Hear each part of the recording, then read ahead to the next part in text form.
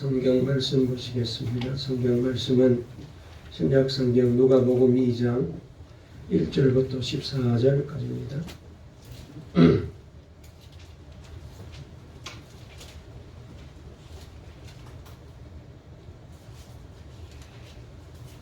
신약성경 89페이지에 있는 말씀 누가복음 2장 1절부터 14절까지입니다.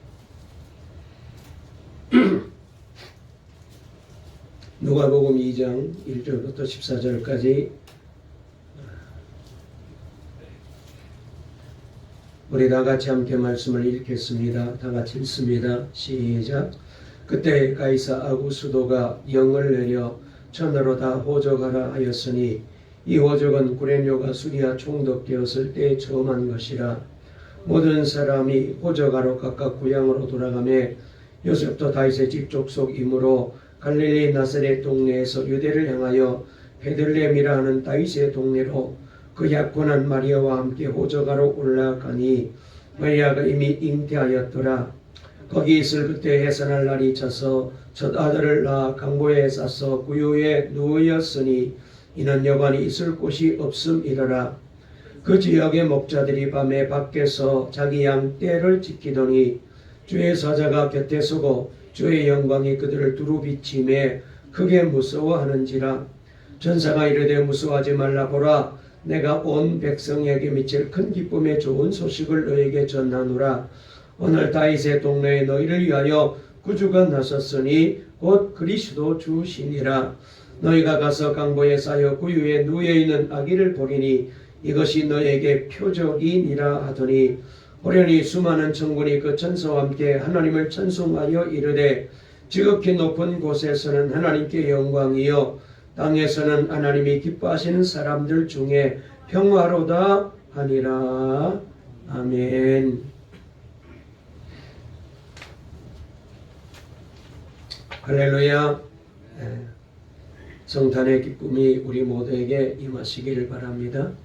오늘 예배에 오신 우리 동강의 가족들, 성전에 오신 분들이나 또 영상으로 예배드리는 모두에게 다시 한번 주님을 만나고 또 주님을 내 삶에 내 인생의 주님으로 영접하고 늘 마음에 예수님 모시고 살아가는 복된 예배가 되어지기를 바랍니다. 우리 한번 오신 분들 인사 나누실까요? 메리 크리스마스, 성탄의 축복이 함께 하기를 원합니다. 이렇게 한번 인사하실까요? 시작. 날마다 주님 모시고 사세요. 늘 주님과 동행하세요. 할렐루야. 오늘 이 시간 설교할 제목을 한번 따라해 보실까요? 마구간에 오신 예수님. 다시 한번요. 마구간에 오신 예수님. 오늘 이 제목으로 말씀을 전하려고 합니다. 여러분, 오늘은 기쁘고 감사가 넘치는 성탄절이지만 우리 모두의 마음은 그렇지를 못한 것 같습니다. 그 중에 가장 중요한 문제는 코로나 변종 바이러스가 전 세계를 덮치면서 많은 국가들이 방역 지침을 강화하고 또 엄하게 통제하면서 또다시 힘든 시기를 우리 모두가 살아가고 있습니다. 이런 어려운 때에 다시 우리가 성탄절을 맞이하게 되었습니다. 모두가 원하는 즐거운 성탄절은 못 되더라도 그래도 우리의 마음만이라도 예수님 때문에 넉넉하고 풍성했으면 좋겠습니다. 오늘 그 은혜를 우리 모두가 꼭 받으시기를 바랍니다. 길을 가던 한 수도사가 있었대요. 날이 저물어가자 그는 마을 어귀에 있는 정자나무 아래에서 하룻밤을 묵기로 하고 거기에다가 자리를 펴고 있었습니다. 그러고 있을 때 마침 마을 사람 하나가 헐레벌떡 이 수도사에게 달려왔어요. 그러면서 하는 말이 보석을 당신이 가지고 있는 그 보석을 저에게 주십시오. 이렇게 다짜고짜로 얘기하는 것이었습니다. 그래서 수도사가 아니 그 보석이라뇨? 무슨 보석을 말합니까? 라고 물었더니 이 사람이 이렇게 말합니다. 간밤에 제가 믿는 하나님께서 꿈에 저에게 나타나셨습니다. 그리고는 해질 무렵에 동부 밖으로 한번 나가 보아라. 그러면 너는 수도사를 한 사람 만나게 될 것이고 그가 값진 보석을 하나 너에게 줄 터인데 그 보석으로 영원히 부자가 될 것이라고 그렇게 말해 주더라는 거예요. 이 이야기를 들은 수도사는 보따리를 뒤져서 보석 하나를 꺼내 들면서 이렇게 말합니다. 아마 이것을 말씀하신 모양인 것 같은데요.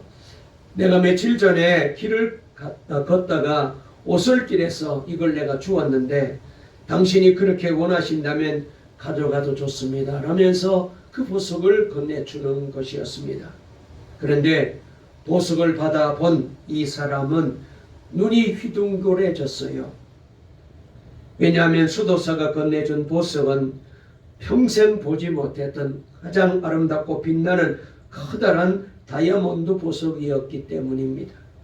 정말 그것 하나만 있으면 평생토록 배고프지도 않아도 되고 그리고 영원히 부자로 살 수 있는 어마어마한 비싼 보석이었습니다.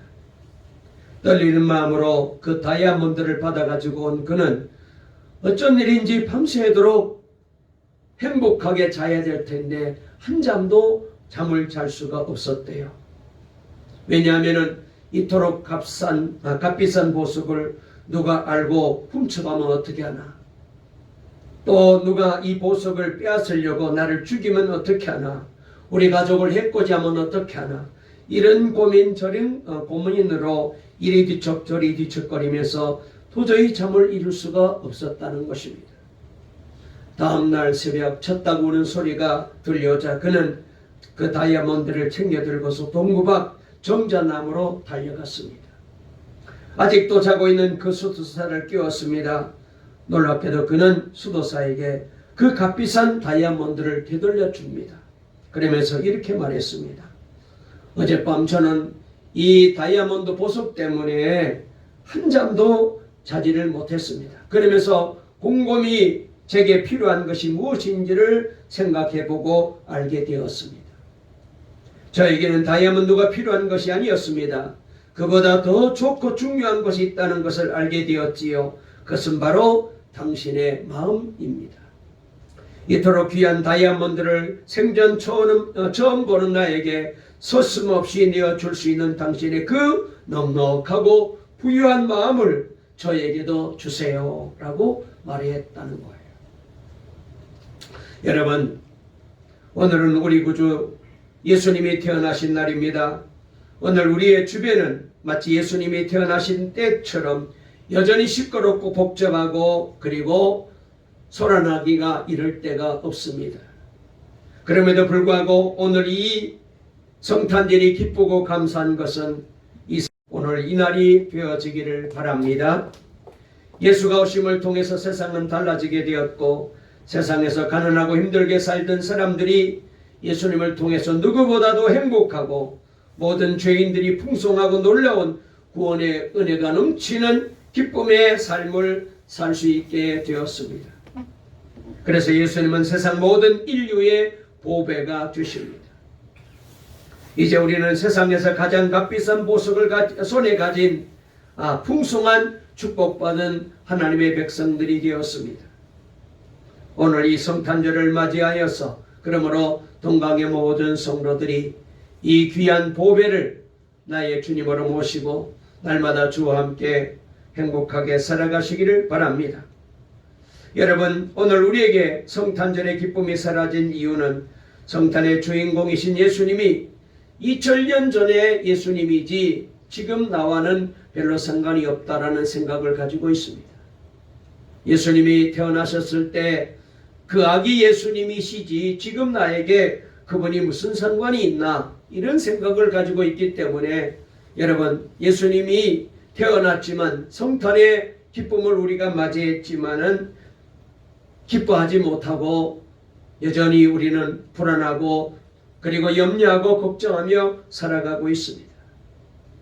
여러분, 이것은 마치 돌아가신 분이나 멀리 떨어져 있는 사람의 생일이 되면은 참 오늘 그 사람의 생일이지, 오늘 그 친구 생일이지 라며 잠깐 그 사람을 추억하는 정도이지 그 이상도 그 이하도 아닌 것처럼 오늘 우리가 성탄절을 그렇게 맞이합니다. 여러분, 잃어버린 성탄절의 기쁨을 우리가 어떻게 되찾을 수가 있을까요? 지금 나와 함께 하시는 예수님을 꼭 만나야 돼요. 그러면 어디에서 이 예수님을 만날 수가 있을까요? 첫 번 예수님께서 태어나실 때 베들레헴 들판에서 양을 치던 목자들에게 천사가 나타나 마구간으로 가서 예수님을 만나라라고 말씀을 전해 주었습니다. 오늘 본문 10절부터 12절 말씀에 잘 나와 있는데요. 우리 한번 10절부터 12절까지 말씀을 같이 읽어보실까요? 다 같이 읽습니다. 시작. 천사가 이르되 무서워하지 말라. 보라, 내가 온 백성에게 미칠 큰 기쁨의 좋은 소식을 너에게 전하노라. 오늘 다윗의 동네에 너희를 위하여 구주가 나섰으니 곧 그리스도 주시니라. 너희가 가서 강고에서 하여 구유에 누워있는 아기를 보리니 이것이 너에게 표적이니라 하더니 그랬습니다.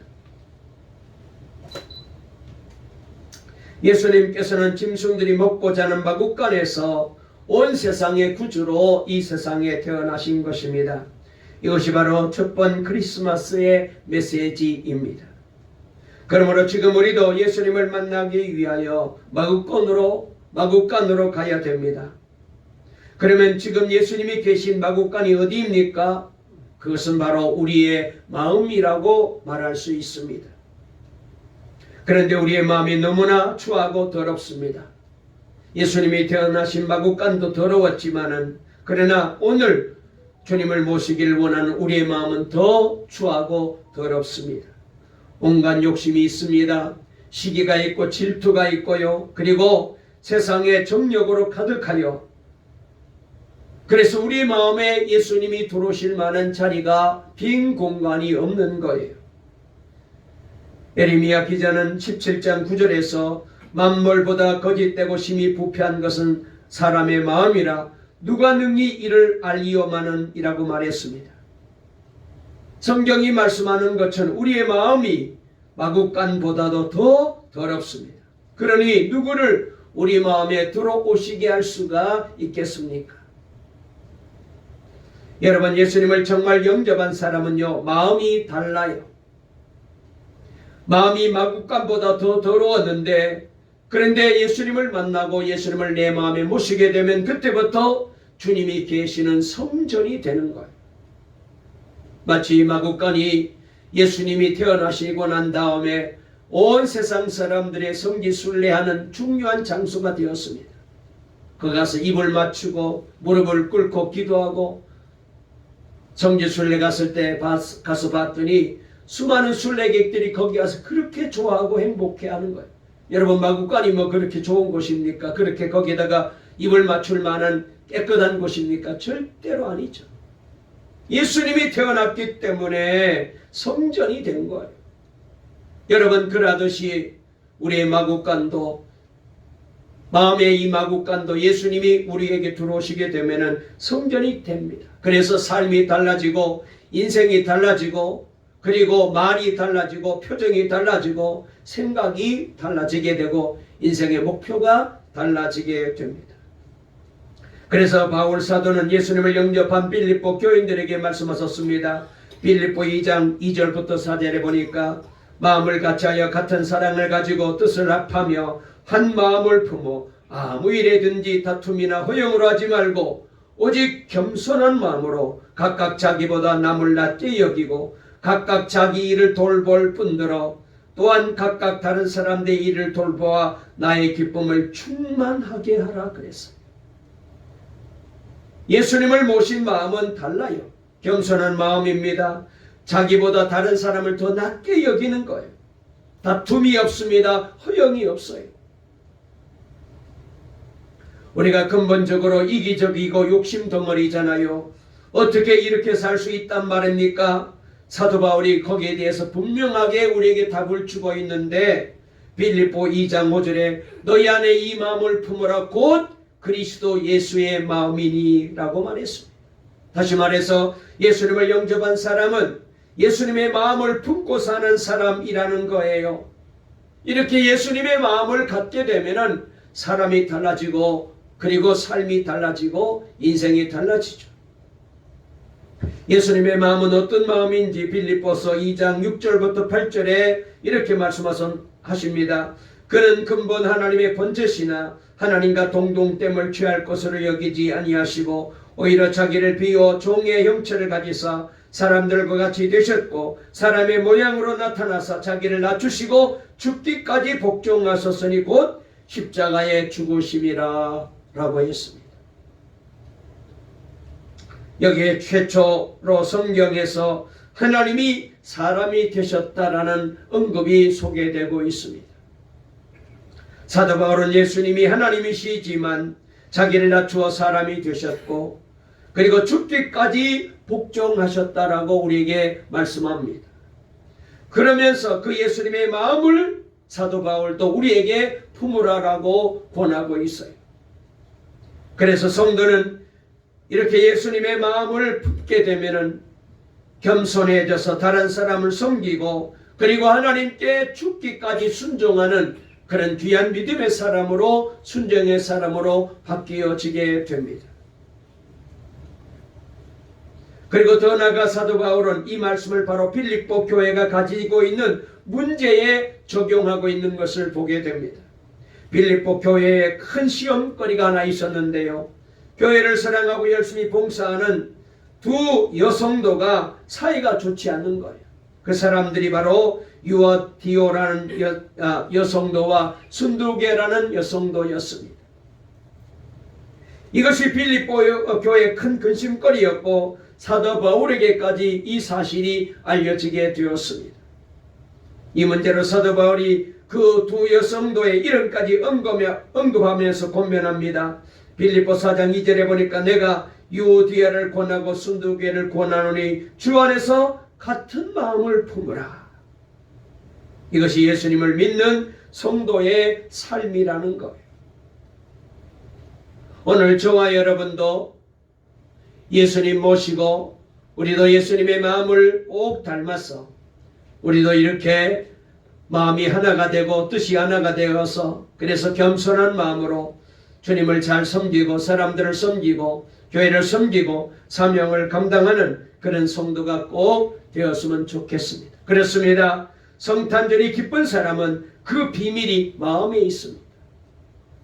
성탄절이 여러분의 마음을 살펴보시기 바랍니다. 정말로 나의 마음에 예수님이 들어와 계시는가? 내 마음에 예수님을 모시고 있는가? 나는 예수님의 마음을 담고 있는가? 예수님의 마음을 품고 살아가고 있는가? 교회를 오래 다니고 신앙생활을 오래 했지만은 전혀 주님의 마음과는 상관없이 내 마음대로 내 고집대로 내 생각대로 내 소견대로 내 감정대로 말하고 행동하고 살지는 아니한가? 판단하고 있지는 않는가? 예수님께서 태어난 지 8일 만에 요셉과 마리아가 규례를 지키려고 아기 예수님을 데리고 성전에 올라갔을 때 선지자 시몬을 만나게 됩니다. 이때 시몬 선지자는 아기 예수가 메시아임을 즉시 알아보고 축복하면서 마리아에게 의미심장한 이런 예언을 했어요. 누가복음 2장 35절에 나와 있는데요. 또 칼이 내 마음을 찌르듯 하리니 이는 여러 사람의 마음의 생각을 드러내려 함이니라 하더라 그랬어요. 여러분, 이 예언의 말씀은 장차 예수님 때문에 그 어머니가 마음을 칼로 찌르는 것 같은 고통을 느낄 때가 온다는 것입니다. 바로 그 일은 우리가 잘 아는 대로 예수님이 십자가에 못 박혀 돌아가시고 고통당할 때에 십자가 밑에서 그 아들을 바라보는 예수님의 어머니 마리아의 모습이 바로 그랬을 거예요. 아들이 십자가에서 끔찍한 십자가의 못을 박아서 그렇게 고통 중에 죽어가는 모습을 어머니가 지금 지켜보고 있습니다. 얼마나 마음이 아프고 고통스러웠겠어요. 그런데 여러분, 마리아만 아닙니다. 예수님을 마음에 영접한 사람은 누구나 마음을 찌르는 듯한 아픔을 겪게 됩니다. 그래서 19세기의 성공의 주교였던 G.C. 라일이라는 분은 이런 말을 했습니다. 하나님의 자녀에게는 두 가지 큰 표시가 있다. 하나는 내면의 평화이고 또 하나는 내면의 전투다라고 말했어요. 예수님을 내 주님으로 영접하고 예수님을 내 마음에 모신 사람은 마음속에 두 가지가 있다는 거예요. 표시가 있다는 거예요. 하나는 마음의 평화가 임하게 됩니다. 주님을 모시게 되면 평안이 임하게 되죠. 그러나 그것만 있는 게 아니고 마음의 전투가 일어나게 된대요. 그러면서 이분이 이런 말을 했습니다. 수많은 기독교인들이 일요일마다 예배당에 나간다. 그들의 이름은 세례자 명부에 올라가 있다. 그들은 사는 동안 기독교인으로 간주되고 기독교인으로 결혼식도 하고 죽어서도 기독교인으로 묻힌다. 그러나 그들의 신앙에는 싸움이 전혀 보이지 않는다. 그들은 영적 전투, 영적 수고, 영적 충돌, 영적 자아 부인도 모른다. 이런 기독교는 생명의 기독교가 아니다. 그것은 주 예수께서 세우시고 그분의 사도들이 전한 신앙이 아니다. 참된 기독교는 싸움이다. 이렇게 말했어요. 그렇습니다. 여러분, 예수님을 믿게 되면 우리 마음에 큰 싸움이 일어나요. 갈등이 일어나요. 우리 마음의 보좌를 차지하고 있던 옛사람과의 싸움이 시작이 되는 겁니다. 내 마음의 주인 노릇하던 이 마귀와 이 죄와 이 욕심과 이 정욕과 싸움이 늘 있는 거예요. 영적 싸움의 전투가 계속되는 겁니다. 목사인 저의 마음속에도 이런 갈등이 있거든요. 육의 생각은, 육의 마음은 편하게 그리고 쉽게 인생을 살게 하고 세상 욕심으로 살게 하려고 합니다. 그런데 내 안에 계시는 예수님은, 이 성령님은 그렇게 살면 안 된다. 그거는 멸망의 길로 간다. 그건 하나님의 뜻이 아니야. 그건 하나님의 백성이 아니야. 그건 그리스도인의 모습이 아니야. 참 신자의 모습이 아니야. 이 싸움이 계속해서 우리 안에 일어나고 있죠. 어느 성도의 일기인데요. 제가 컴퓨터를 통하여 인터넷에서 봤는데 이분이 이런 글을 적었더라고요. 오늘은 직장에서 팀장과 다투지 않았습니다. 새벽기도 때부터 주님을 바라보고 있었기 때문이었죠. 마귀는 오늘도 여러 가지 시험거리를 저에게 만들어서 저를 자꾸 감정을 건드렸습니다. 그래서 몇 번 목에까지 올라오는 말을 내가 내뱉을 뻔했지만 그래도 참았습니다. 그때마다 주님을 바라봄으로 혈기나 논리로 따지지 않고 받아들일 수가 있었습니다. 점심 식사 때 주님께서 오늘 식대를 제가 내라는 마음을 주셔서 그래서 팀원들과 같이 점심을 먹으면서 이렇게 말했습니다. 오늘 점심은 우리 부서의 단합을 위해서 제가 쏘겠습니다. 했더니 팀장이 깜짝 놀라며 고마워했습니다. 커피는 자신이 사겠다고 하며 모처럼 훈훈한 분위기가 만들어졌습니다. 사실 속상한 일이 많은 하루였는데 이상하게 감동적인 하루라고 여겨집니다. 이렇게 이분이 고백했더라. 여러분, 이것이 바로 성도의 자연스러운 삶입니다. 직장을 다니면서 직원들과 일하면서 여러 가지 갈등이 많죠. 내 생각대로 내 감정대로 말할 수 있어요. 속상한 얘기를 말할 수 있어요. 그런데 참았다는 거예요. 왜? 주님을 바라보았기 때문에. 그랬더니 불신자 팀장이 오히려 놀라더라는 거죠. 주님은 그저 낮아지라거나 그저 순종하라고 우리에게 말씀하지 않습니다. 예수님의 마음으로 살아라라고 우리에게 말씀하고 계셔요. 그것은 예수님과 함께 사는 것입니다. 여러분, 이것이 주님을 만난 성탄절의 기쁨이 아니겠어요? 지금도 주님은 저와 여러분을 위해서 그리고 우리 가정과 교회를 위해서 열심히 기도하고 계십니다. 만약 우리 옆방에서 예수님이 나를 위해 기도하는 소리가 들린다면 어떤 어려움이 있을지라도 우리는 두렵지 않을 거예요. 주님이 나를 위해서 기도하고 계시는데 뭐가 문제가 되겠어요? 어떤 걱정이 되겠어요?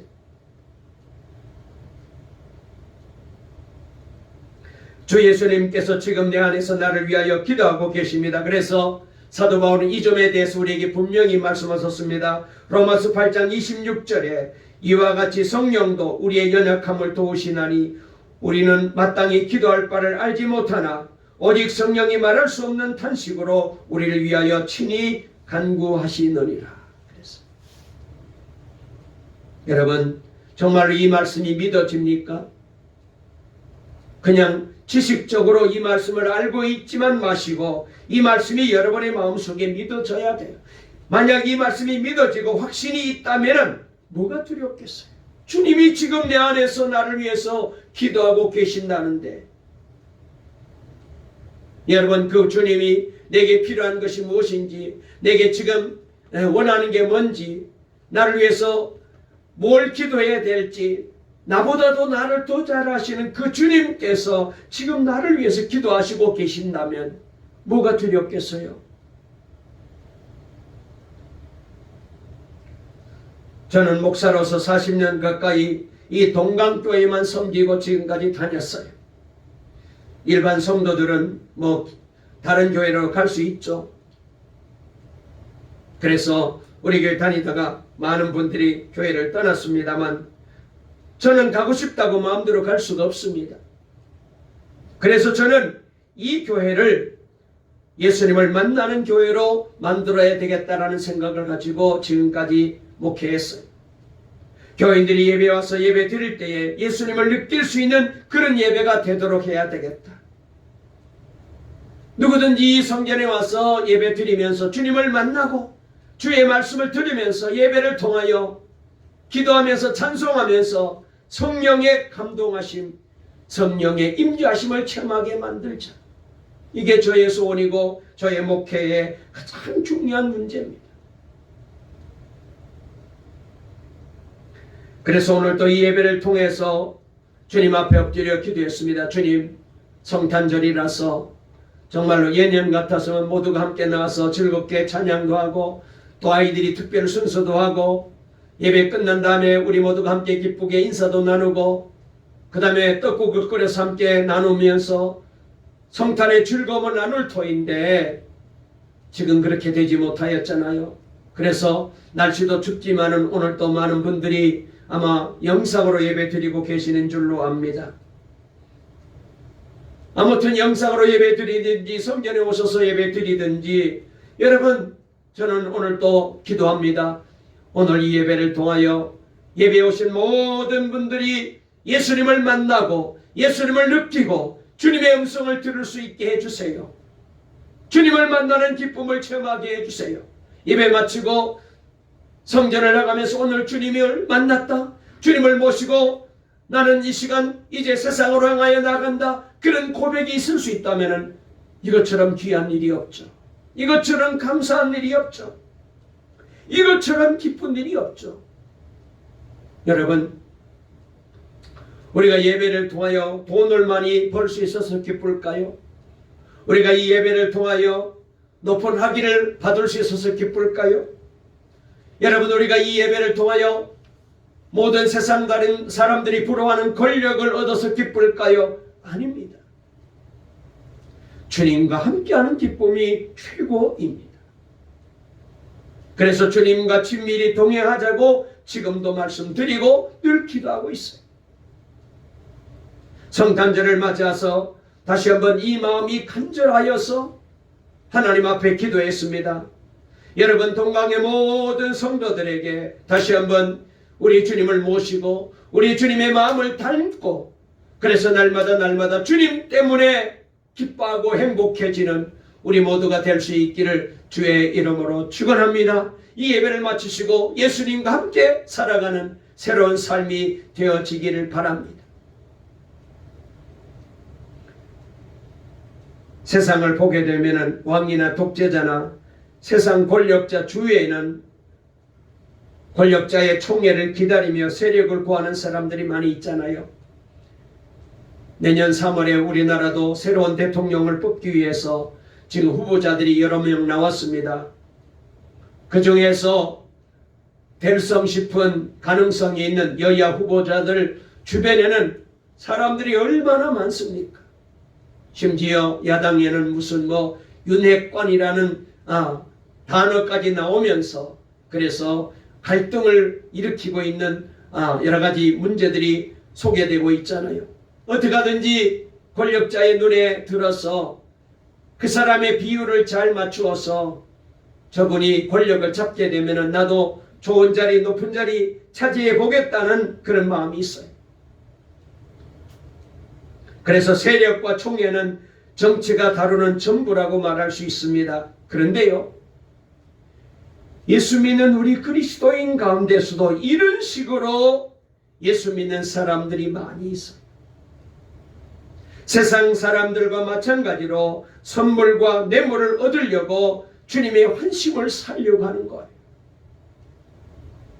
예배도 제법 열심히 드리고 큰 소리로 찬양도 하고 헌신도 잘합니다. 어떤 사람들은 자신이 받은 물질로 교회도 세웁니다. 병원도 짓습니다. 학교도 짓습니다. 그러면서 내가 이렇게 주님의 이름으로 헌신했으니까 주님이 다 보고 계실 것이라고 생각하며 은근히 이렇게 헌신했으니 보상해 주기를 기대하고 바라고 있습니다. 여러분, 이것은요, 예수님을 진짜 믿는 사람이 받는 복이 아닙니다. 이것은 예수님을 믿는 진짜 복을 모르기 때문에 이렇게 예수를 믿어요. 여러분, 우리는 예수님의 비유 맞춰가지고 내가 출세하고 성공하고 돈 벌고 부자 되려고 예수 믿는 게 아닙니다. 예배 드리는 게 아닙니다. 예수님은 우리 인생의 주인이셔요. 그 주님 없이는 내가 사는 의미가 없습니다. 아무리 돈이 많아도 아무리 권력이 있어도 주님 없으면 우리 인생은 헛것입니다.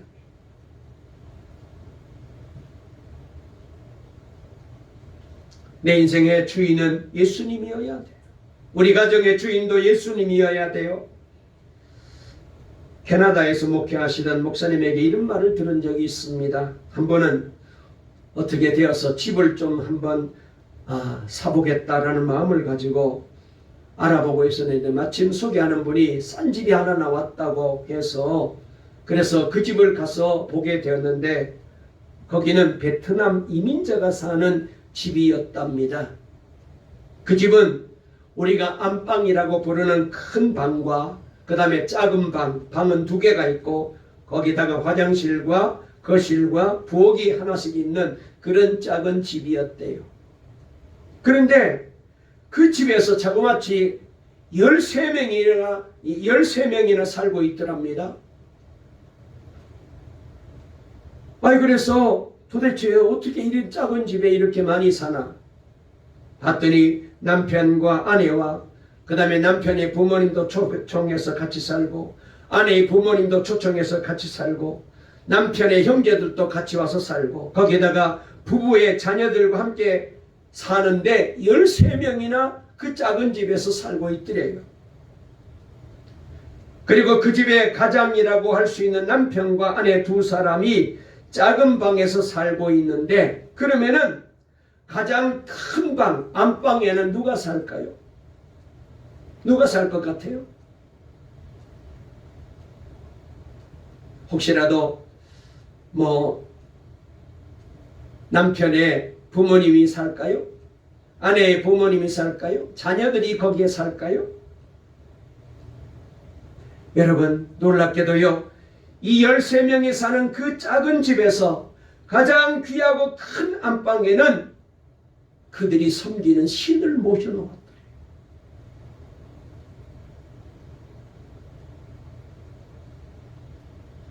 있지도 않는 신을, 그 죽은 신을, 헛것을 회개하지 아니한다면 이 세상을 떠날 때 그들의 영혼을 잡아 지옥에 끌고 갈 그 귀신과 그 마귀를 그 안방 넓은 방에다가 모셔놓고 사람들은 거실과 그 다음에 부엌 바닥 이런 데서 다 그렇게 자는 거예요. 여러분, 얼마나 미련한 짓입니까?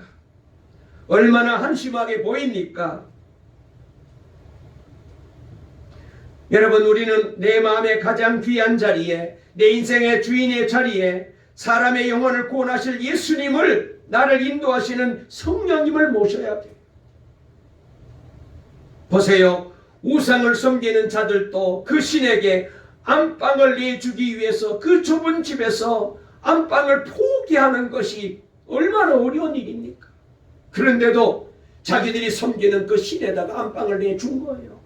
그리고 나머지 식구들은 그렇게 고생하면서 힘들게 그렇게 살고 있어요.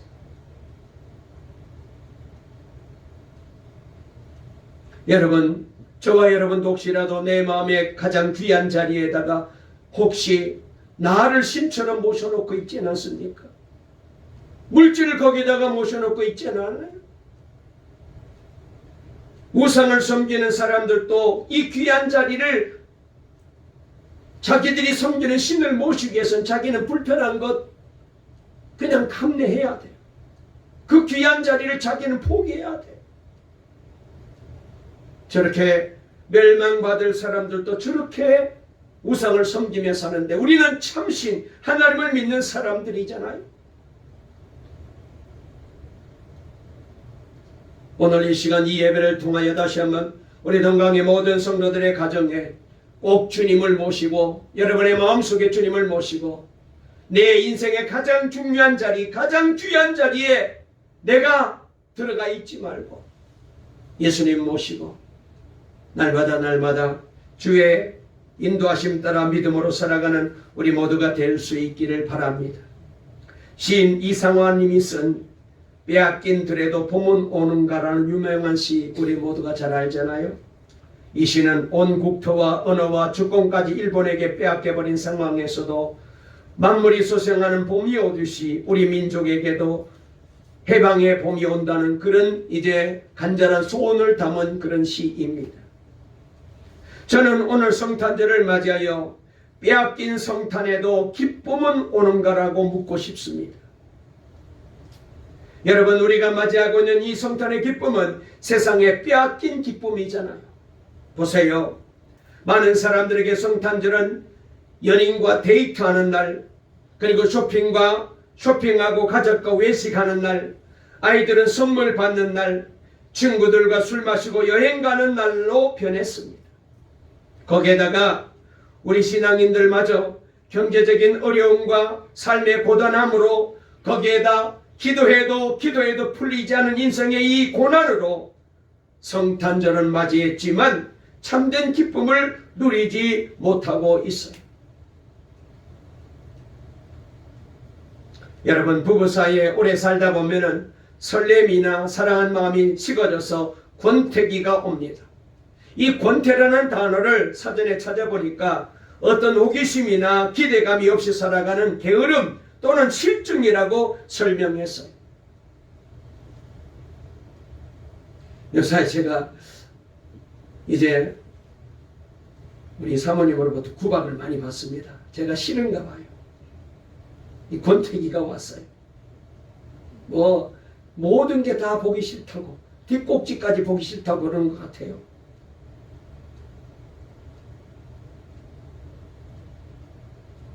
여러분, 성도들에게도 신앙생활을 좀 하면 이런 현상이 나타나요. 왜 그럴까요? 인생과 삶 속에 주님이 없기 때문에 그래요. 어떤 상황에서도 주님과 함께하는 삶에는 권태로움이 있을 수가 없거든요. 우리 왕이신 주님은 이렇게 말씀하십니다. 너의 마음을 내게 달라. 내가 내 마음에 거함을 믿으라. 에베소 3장 17절에 믿음으로 말미암아 그리스도께서 너희 마음에 계시게 하옵시고 라고 말했습니다. 여러분, 이것이 성탄절날 주님이 우리에게 원하는 거예요. 무슨 큰 선물 주님께 바치는 걸 원치 않습니다. 너의 마음에 나를 모셔라. 너의 마음속에 주님을 모셔라.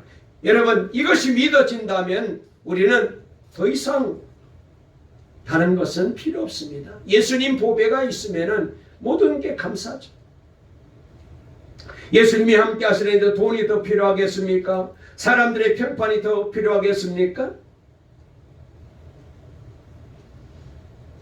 다시 한번 묻습니다. 여러분, 성탄절의 기쁨을 어디서 찾을까요? 여러분의 마음에서 찾아야 합니다. 마음을 주님께 활짝 열어야 돼요. 이제부터는 주님의 마음을 품고 살리라, 주님의 눈으로 보리라 결단해야 돼요. 주님 없으면은 아무리 교회 오래 다녀도 아무 소용없습니다. 아무리 내가 헌신하고 봉사해도 그다 헛거예요. 중요한 건 내 안에 주님이 계시느냐. 여러분, 올 한해 코로나 때문에 우리가 이런저런 걱정하면서 정말 힘들게 살아왔는데, 그러다 보니까 주님을 다 잃어버렸어요. 어제도 어떤 목사님이랑 통화를 했습니다만, 요사이 성도들 보게 되면은 저 사람이 정말로 집사님 맞나, 권사님 맞나, 심지어 목사님 맞나, 장로님 맞나 싶을 정도로 너무나도 걱정하고 두려워하고 염려하고, 마치 코로나가 무슨 귀신, 사람 잡아먹는 귀신처럼 여기고 쩔쩔쩔 매고 있다는 거예요. 신앙이 완전히 무너져 버렸어요. 주님 없어도 몸만 건강하면 된다, 이런 식의 생각인 것 같아요. 주님 없어도 돈만 있으면 된다, 이런 사고인 것 같아요. 정말 그렇습니까? 아니잖아요. 여러분, 남편의 마음으로, 아내의 마음으로, 부모님의 마음으로는요 부족해요. 그것까지는 안 됩니다. 목사의 마음으로, 선교사의 마음으로 여러분 주님 뜻대로 절대로 살 수 없어요. 주님의 마음으로 살아야 돼요.